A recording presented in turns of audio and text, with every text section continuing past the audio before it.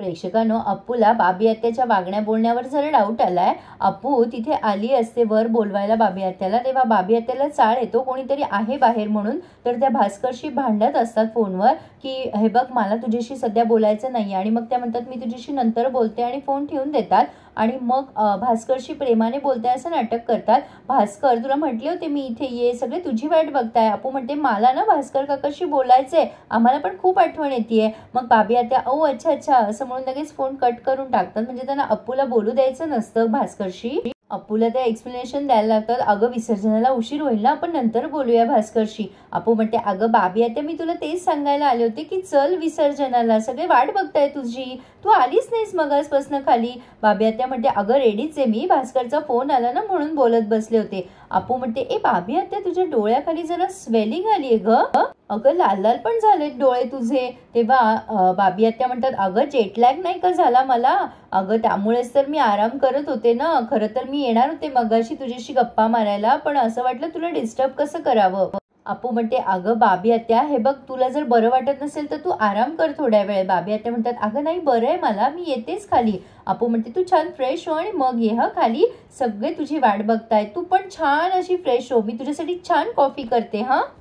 अप्पू ये असं म्हणतीये बाबी आत्याला खाली आणि मग निघून जातीये. बाबी आत्या चांगल्याच टेन्शन मध्ये दिसताय प्रेक्षकांनो. पन्ना काकू अप्पूला विचारतीये काय ग बाबी वंश नाही आल्या. तेव्हा अप्पू म्हणते येतीये बाबी आत्या, फ्रेश होती, अगं जेटलॅग झाला ना जरा तिला म्हणून थकल्यासारखं झालंय. ठीक आहे पण येते ती, आणि हा खडूस का नाही आला अजून. पन्ना काकू म्हणते अगं त्याने सुट्टी टाकली तर का नाही थांबला तो घरी. तेव्हा अमेय म्हणतो म्हणजे अमेय आलाय तिथे आणि म्हणतो अगं पन्ना काकू त्याला अर्जंट मीटिंग होती, त्याचा फोन आलाय मला, तो रस्त्यातच येईलच इतक्यात, आपण तोपर्यंत तयारी करूया. प्राची आणि सगळेच जण आलेत तिथे. प्राची म्हणते अरे काय तयारी करताय तुम्ही अजून नुसती, अरे दादा काकाने काय सांगितलंय की संध्याकाळच्या आत बाप्पाचे विसर्जन करायचंय ना. तेव्हा अप्पू म्हणते अगं हो करूयात, पण खडूस नाही आलाय ना अजून, त्याची वाट बघतोय ग प्राची, निघालाच येतो, येईलच इतक्यात. सुमी म्हणते जरा वेळ थांबूयात आपण. तेव्हा अप्पू सहज म्हणते आपण थोड्या वेळ थांबलोच आहोत तर भास्कर काकाला व्हिडिओ कॉल करूया ना. आता बाबी आत्या म्हणते अगं अप्पू कशाला. अप्पू म्हणते अगं कशाला काय, तो बाप्पाचं दर्शन घेईल सगळ्यांशीच, तो गप्पा मारेल ना थोड्या वेळ. आता अमेय म्हणतो अरे वा व्हेरी गुड आयडिया. बाबी आत्या म्हणते अरे नाही बॅड आयडिया रे. तेव्हा पन्ना काकू म्हणते असं काय करता वंश, किती दिवस झाले आम्ही बोललो नाहीये भास्करशी. अगं कर ग अप्पू फोन, बोलूयात जरा वेळ भास्करशी. तेव्हा बाबी आत्या जोरात वसकतात या सगळ्यांवर, मी सांगतेय ना तुम्हाला नाही म्हणून. मग सगळे शांत झाले. पन्ना काकू म्हणते काय झालं वंश, चिडताय का तुम्ही. बाबी आत्या म्हणते अगं तसं नाही, तिथे रात्र असेल ना, तो झोपला असेल, कशाला त्याला डिस्टर्ब करायचा. अप्पू म्हणते नाही नाही हे बघ बाबी आत्या सी, आता पहाट असेल तिथे, रात्र नसणार आहे, जस्ट पहाटच असेल, आपण करूयात ना कॉल. तेव्हा बाबी आत्या म्हणतात अगं पहाटे म्हणूनच म्हणते ना, तो झोपला असणार आहे ना, आणि अगं त्याची झोप नाही झाली ना तो खूप चिडचिड करतो आणि उगाच आपला राग त्या पेशंटवर काढायचा तो. खरं तर ह्या वाक्याची काही तिथे सुसंगती लागली नाहीये, पण असो बाबी आत्या टाळताय हे आपल्याला कळलं. प्राची म्हणते असू देत, पण मग आपण काय करूयात की विसर्जनाचा व्हिडिओ पाठवून देऊयात भास्कर काकाला. अप्पू म्हणते बरं ठीक आहे, पण आता खडूस जास्ती झालं, काय करायचं मगासपासून मी वाट बघतेय ना, मी तुम्हाला म्हणत होते मी जाते इन्स्टिट्यूटला, तुम्ही ऐकलं नाही माझं, अजूनही वेळ गेलेली नाहीये, मी जाऊ का इन्स्टिट्यूटला. पण अप्पू काही जात नाही. आणि मग बऱ्याच वेळ झाल्यानंतर पुन्हा अप्पू वैतागलेली असते. काय रे दादा कुठे राहिलाय हा, नक्की निघालाय म्हणालाय ना तो तुला मगाशी. तेवढ्यात शशांक दारातच आलाय आणि अप्पू मग म्हणते काय खडूस किती उशीर केलास रे तू, काही प्रॉब्लेम तर नाहीये ना रे खडूस. तेव्हा शशांक म्हणतो नाही ग अपूर्वा काही प्रॉब्लेम नाहीये. अमेयला सुद्धा म्हणते ती की दादा मी ऑब्झर्व करते नवीन बॉस आल्यापासून खडूस खूपच बिझी राहायला लागलाय आणि अपसेटही आहे. शशांक म्हणतो काही अपसेट वगैरे नाहीये अपूर्वा मी, चल आवरूयात. आता अप्पू म्हणते बरं ठीक आहे तू रेडी हो, पण कुर्ता घाल. शशांक म्हणतो अगं हे बरं आहे की. अप्पू म्हणते नाही कुर्ता घालायचा. आता शशांक कुर्ता घालून खाली आलाय, सगळेच जण प्रार्थना करताय बाप्पाची, पण अप्पू मध्येच रडायला लागते. बाबी आता म्हणते काय ग अप्पू काय झालं. तेव्हा अप्पू म्हणते काही नाही आता बाप्पा जाणार आहे ना.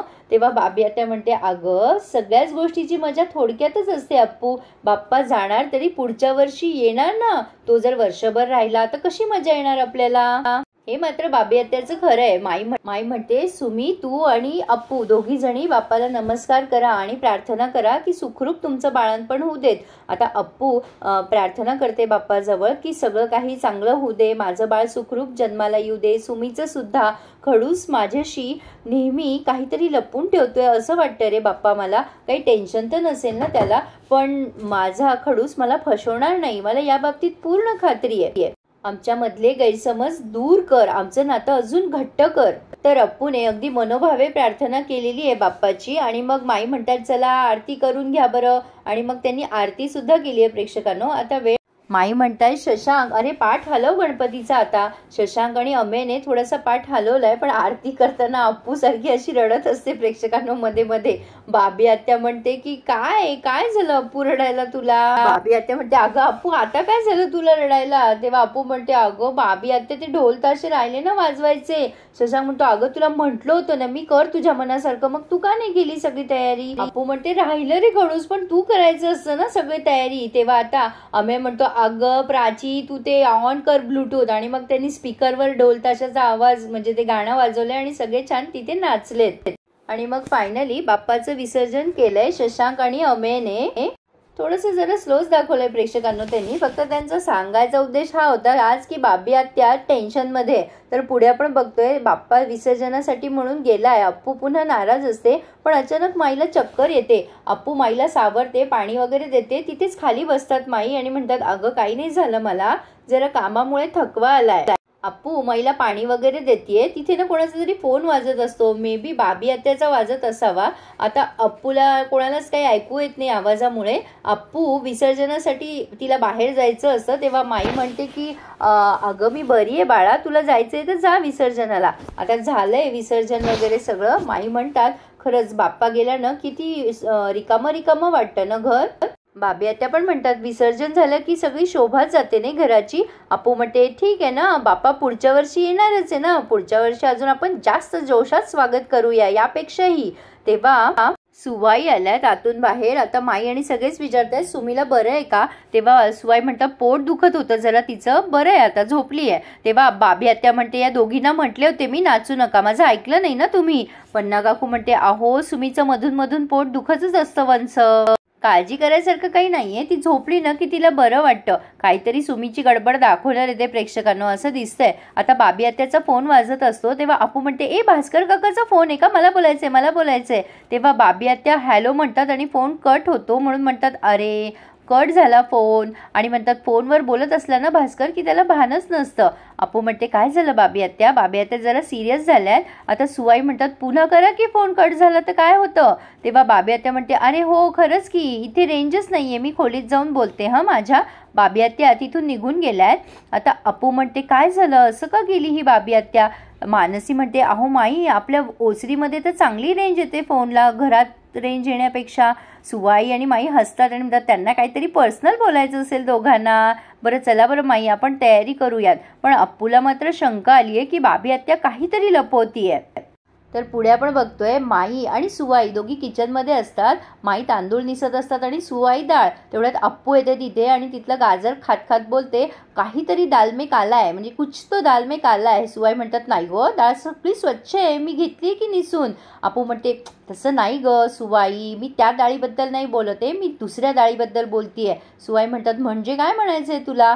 आता अप्पूनं प्रेक्षकांनो जरा ड्रॅमॅटिक पद्धतीने हे सगळं सांगते बाबी आत्याबद्दल की बाबी आत्यानं दाखवतीये वेगळं आणि वागतीये वेगळं. माई म्हणतात म्हणजे असं का बोलतीयस तू. तेव्हा ती इंग्लिशमधनं बोलते. सुवाई समजवतात अहो माई तिला असं म्हणायचे की बाबी वंशाच्या वागण्या बोलण्यात जरा विरोधाभास आहे. असं कसं वाटलं ग तुला अप्पू. सुवाई तिला विचारताय. अप्पू म्हणते अगं बघ ना, म्हणजे मी तिला म्हटले की चल बाबी आत्या विसर्जनाला, तर तेव्हा तिने फोन कट केलेला होता, पण मला दाखवायसाठी म्हणून ती भास्कर काकाशी जरा प्रेमाने बोलत होती. म्हणजे मला जरा डाऊट आलेला, आम्ही व्हिडिओ कॉल करतो म्हटलं ना तरी सुद्धा तिने ते टाळलं.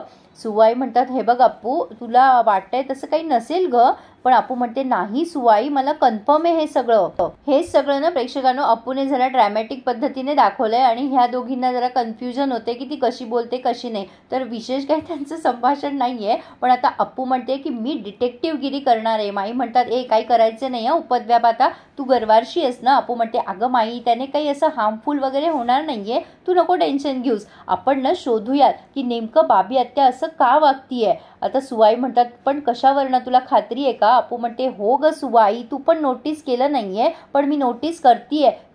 ती वागतीये एक, बोलतीये एक, तुम्हाला कळत नाहीये का तिच्या वागण्या बोलण्यावरनं. आणि अप्पू, सुवाई आणि माई तिघींनी ठरवलंय की बाबी आत्याची डिटेक्टिव्हगिरी करायची आणि नेमका काय प्रॉब्लेम आहे बाबी आत्याचा तो सॉल्व्ह करायचा. सुवाई पण म्हणतात नाही, बाबी वंश सहजासहजी त्यांच्या मनातलं काही शेअर करणार नाही कोणाला, त्यामुळे आपण हे शोधलंच पाहिजे. माई, अप्पू बरोबर बोलतीये, दाल में कुछ काला जरूर है. त्यामुळे आता ह्या तिघींनी ठरवलंय की बाबी वंशनचा काय प्रॉब्लेम आहे तो सॉल्व्ह करायचा आहे. हे सगळं ड्रॅमॅटिक दाखवलंय प्रेक्षकांनो. असो तर आजचा रिव्ह्यू असा होता, तुम्हाला कसा वाटला मला नक्की कळवा. आणि प्रेक्षकांनो, ज्यांनी कोणी अजून चॅनलला सबस्क्राईब नसेल केले त्यांनी चॅनलला मात्र नक्की सबस्क्राईब करा.